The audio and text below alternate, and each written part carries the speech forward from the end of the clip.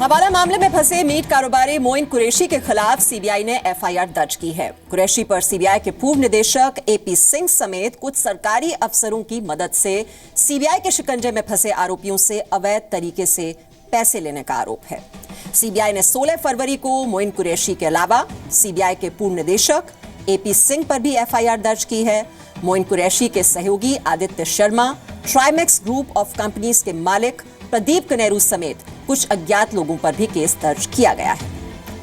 और इसी मामले पर और अधिक जानकारी के लिए इस वक्त हम रुक करेंगे हमारे सहयोगी जी मीडिया संवाददाता जितेंद्र शर्मा इस वक्त हमारे साथ जुड़ चुके हैं।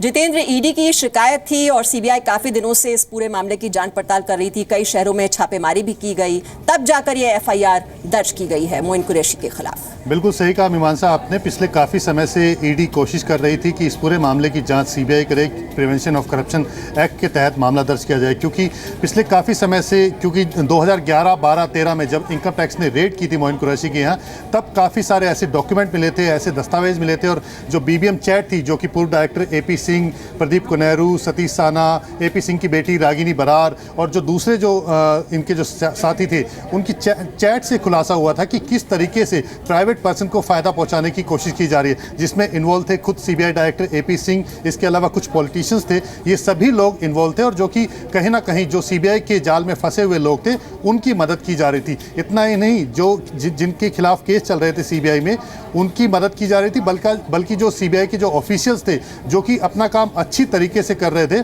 उनको भी अगर वहाँ से ट्रांसफ़र किया जाना था तो उसकी भी मदद ली जा रही थी। और जिसमें काफ़ी अहम रोल निभा रहे थे पूर्व डायरेक्टर एपी सिंह। हमारे पास बीबीएम चैट भी है और सब चीज़ें हैं, जिससे साफ पता लगता है कि किस तरीके से एपी सिंह मोइन कुरैशी की मदद कर रहे थे।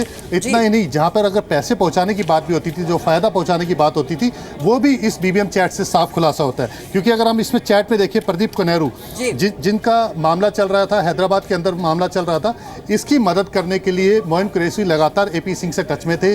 बाकायदा मीटिंग तय कराई जा रही थी, प्रदीप कनेरू को मिलवाया गया था उनके डिफेंस कॉलोनी के घर पर, और इसके साथ ही जो उनकी बेटी थी रागिनी बरार, उस तक भी पैसे पहुँचाए गए थे। और उसके लिए बाकायदा ये भी बताया गया था कि किस किस तरीके से पैसे पहुंचेंगे। ये बीबीएम चैट से तो कुल मिलाकर ये मामले का खुलासा हुआ। जितेंद्र, और मिडलमैन के तौर पर ऑपरेट कर रहा था मोइन कुरैशी, उसके खिलाफ भी एफआईआर दर्ज हुई है। और साथ ही साथ सीबीआई के जो पूर्व निदेशक हैं एपी सिंह, उनके खिलाफ भी एफआईआर दर्ज की गई है इस केस में। बहुत बहुत शुक्रिया जानकारी हमें